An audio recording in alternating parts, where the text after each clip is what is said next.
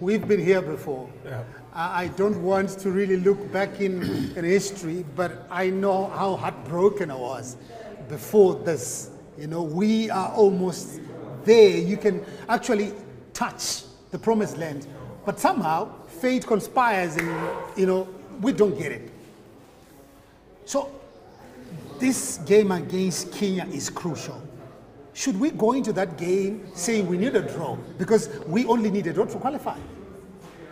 Well, I'll start by saying, Howard, and maybe just to sober us up a little bit, we're not there. We have not qualified.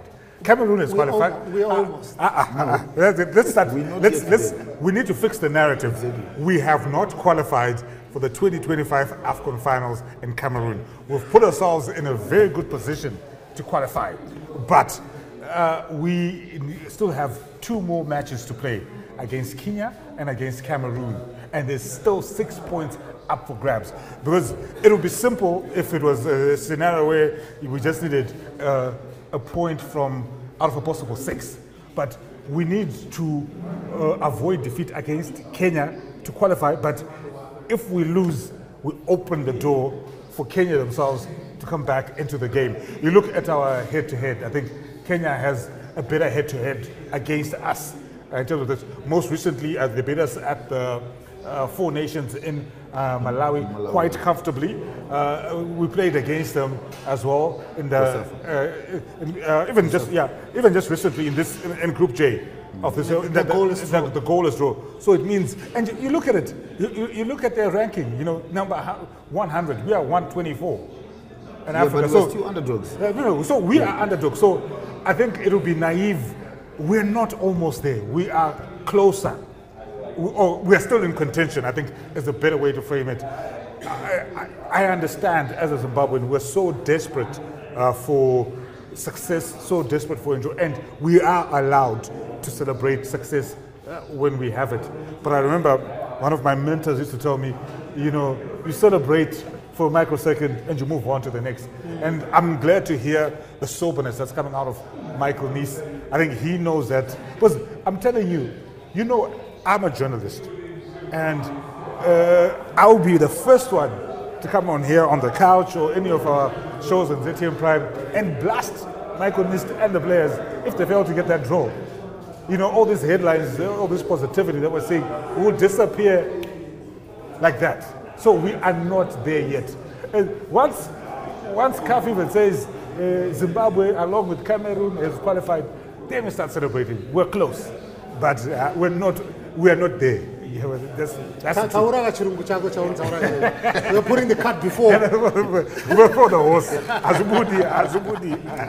So you played the game, David, at the highest level. Your approach as a player, I know you've got coaches and trying to help, you know, but the mindset, do you guys get a bit excited? Do you get overexcited when you reach such a stage? 1 point, you've got 2 games to play. I think the most important thing, Howard, is to go into the match and it's no winner. You put that mentality into the boys and say, you know what, guys, we need maximum points. We need to finish on a high. You know, the confidence that will be in boys. Imagine after winning these 2 games and it's high in confidence, you go and play against Kenya and you lose the game, Howard. Like what teacher said, you have opened the door now for Kenya. And because I still feel good, we can still finish on top of the group. And if we beat Kenya, get something out of Cameroon. Cameroon is no longer this same Cameroon that we used to know. And we can match them any day. We can match them any day. So for me, the message... You want us to go for the highest points tally. Exactly. And top the group. Exactly. That's what I want. So we need to change our mindset. Yeah.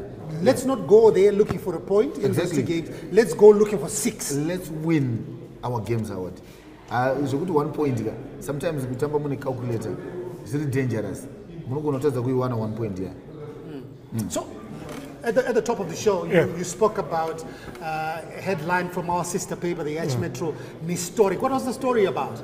I think it was just highlighting the significance of this particular win in terms of us, especially outside of Zimbabwe, getting a result like that I think it's been more than 20 years since we've scored 3 goals outside of Zimbabwe in an AFCON or World Cup qualifiers, and just having such a positive, strong performance. I think that was the whole idea behind that. Obviously, it wasn't technically an away game because the majority of the crowd in that Orlando Stadium were Zimbabweans, but the fact that it wasn't played at home, I think, carried a significance. You also have to factor in the reputation that, I mean, Namibia going into those back-to-back qualifiers, went into those qualifiers with a better head-to-head than us. So I think this is where I come back and say we have not qualified. Because by looking at the FIFA rankings, these are the official numbers. We are the lowest ranked team in Group J in terms of FIFA rankings. Namibia is ranked higher than us, 20 places higher than us. Kenya almost 20 plus places. But when you look at Namibia, wait. Numbers lie. No, I'm saying Cameroon is number 51. We're number 120. I just confirmed that we're number 120, right, in terms of the FIFA rankings. So I'm saying, as much as we feel there's still a lot of things we're not. I believe we're supposed to be ranked higher than Namibia. I believe we're supposed to be ranked higher than Kenya. So obviously, when the next FIFA rankings come out in about a week's time, because of those wins against Namibia, there's going to be a huge improvement. There's going to be a huge improvement. But getting a result, so this is why I don't even want us to play for a draw. If we get a win against Kenya 1, we improve our head against Kenya. We improve our ranking. And more importantly, there's nothing as sweet and as addictive as winning. I think what we haven't enjoyed, and the reason why we're traumatized so much about, you know, what you're saying about that traumatic experience you had with us almost. I still have 1 point. We have not consistently built a winning culture. David said something about Cameroon not being Cameroon Yataizia. But do you know why they have that aura? Because they've won the AFCON 5 times. They've been to the World Cup, I think, more than any other African country. And more importantly, psychologically, when you look at how African football views them, they are winners. Their team might not be as better than us right now, but they've got that weight that comes as Zimbabwe. You know, even if you go back to the heady heights of the dream team, we have not built a culture of consistent winning. But don't you respect you? Respect and it's because of past experience. You understand? Sometimes you go in a battle and you go in there, don't show them respect, and hit them. Look at Ghana now. Why would you want to Sudan? Because Ghana, you have to it went on decline. And everyone wants to play Ghana now. And who wants to play Morocco now? No one wants to play Morocco. No one wants to play Egypt. Because but if you ask me, I would want to play Ghana.